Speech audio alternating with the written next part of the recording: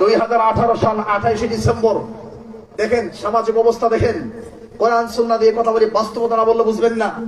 2018 সাল 28 ডিসেম্বর জামিয়া সালাফিয়া রূপগঞ্জ নারায়ণগঞ্জের শিক্ষক আমি বাংলাদেশ থেকে মাত্র 3 জন ছাত্রকে ফুল ফ্রি স্কলারশিপ দিয়ে সৌদি সরকার নিয়ে যায়। 3 জনের মধ্যে আল্লাহ আমাকে কবুল করেছিলেন। 28 ডিসেম্বর আমার ফ্লাইট, 27 ডিসেম্বর গেলাম সবার কাছ থেকে বিদায় নেওয়ার জন্য। বড় ভাইয়ের কাছ থেকে বিদায় নিয়েছি, ভাবির কাছ থেকে বিদায় নেই নাই। ভাবি পিছন থেকে আমাকে বলছে, বড় ভাইকে বলছে, সবার কাছে গেল আমার সামনে আসলো না, আমার সামনে কথা বললো না। এই যে দেখেন ভাবির মনে কষ্ট। কাকি, আমার আপন কাকি, আপন কাকির কাছে বাতিজাকে পর্দা করতে হয়, কারণ কাকা যদি কাকিরে তালাক দিয়ে আমি বিয়ে করতে পারবো। আপন মামি যারা আছে মামির কাছে আমাকে পর্দা করতে হবে, কারণ মামা যদি কোনোদিন মামিরে তালাক দিয়ে আমি বিয়ে করতে পারবো। মামির কাছে না গেলে বেজার, কাকির কাছে না গেলে বেজার, ভাবির কাছে না গেলে বেজার। আর খালাতো বোন মামাতো বোন তো আছে। আরে বেটা, ছোটবেলা থেকে একসাথে পায়খানা করলাম, একসাথে স্কুলে পড়লাম, ল্যাংটা হয়ে করলাম, আজকে তুই মদিনাতে যাবে আমাকে বলে গেলে না, লা হাওলা ওয়ালা কুওয়াতা ইল্লা বিল্লাহ। তার মানে মুসলিম সমাজে, আমাদের সমাজে পর্দা কি জিনিস বোঝে না।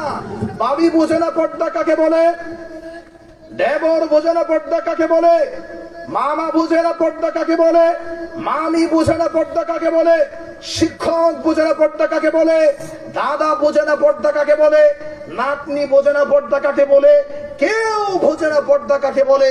সবাই সবার মতো করে চলে। আর এই আধুনিক সময়ে মেয়েরা অলঙ্গ অর্ধ অলঙ্গ হয়ে নোংরামি নষ্টম করে পশ্চিমা সংস্কৃতি সভ্যতা অনুসরণ করে এমন ড্রেস পরে বাজারে যায়, যে ড্রেস পরে, যে ড্রেসটাকে আমরা নাইট ড্রেস বলতে পারি। স্বামীর কাছে যে ড্রেস পরে যাই, ওই ড্রেস পরে এখন বাজারে যাই। আছে না নাই? কথা বুঝেন না আমার? যেই ড্রেস পরে জামাইয়ের কাছে বউ যায়, যেই ড্রেস পরে স্বামীর কাছে স্ত্রী যায়, ওই ড্রেসটা পরে এখন আমাদের মেয়েরা স্কুলে যায়, ওই ড্রেসটা পরে এখন তারা কলেজে যায়, ওই ড্রেসটা পরে এখন তারা বিয়ের অনুষ্ঠানে যায়, ওই ড্রেসটা পরে তারা এখন গায়ে হলুদের অনুষ্ঠানে যায়। তার মানে আমি বোঝাতে চাচ্ছি, স্বামীর কাছে একটা মেয়ে অনেক সময় একদম পাতলা নরমাল পোশাক পরে, অনেক সময় রেশমের কাপড় পরে, একদম একদম আরে স্বামীর কাছে তো উলঙ্গ হয়েও যাওয়া যায়। মনে করেন একদম স্মার্ট একটা কাপড়, নতুন একটা কাপড়, যে কাপড় পরলে আমি স্বামী খুব খুশি হবে, স্বামীকে খুশি করার জন্য সেই কাপড়টা পরা দরকার ছিল।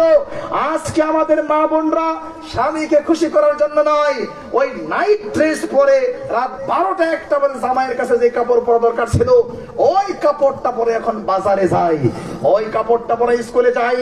আমি বলতে চাই, তোমার স্বামী তো একজন।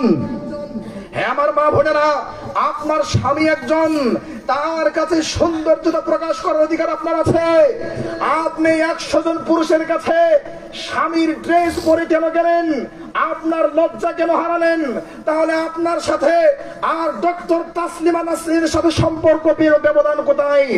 ডক্টর তাসলিমা নাসরিন এই নাস্তিকটা বলেছিল, পুরুষ যদি 4টা বিয়ে করতে পারে, আমি তাসলিমা নাসরিন কেন 4টা পারবো না? তাহলে ডক্টর তাসলিমা নাসরিন মুখে প্রকাশ করেছে, পুরুষ যদি 100টা পারে আমি 100টা পারবো, পুরুষ 4টা পারলে আমি 4টা পারবো। আর আপনার মা এবং বোন নাইট ড্রেস, যেই ড্রেস পরে জামাইয়ের কাছে যাওয়া দরকার ছিল, ওই ড্রেস পরে জামাইয়ের কাছে না গিয়ে বাজারে যাওয়ার কারণে, স্কুলে যাওয়ার কারণে তারাও ডক্টর তাসলিমা নাসরিনের মতো ঘোষণা দিয়ে দিল যে আমার সৌন্দর্যতা, আমার নাইট ড্রেস শুধু আমার স্বামীর কাছে না, 100 জন বাজারের পুরুষের কাছে। সবাই দেখো, সবাই মজা নেও, ফ্রি মজা।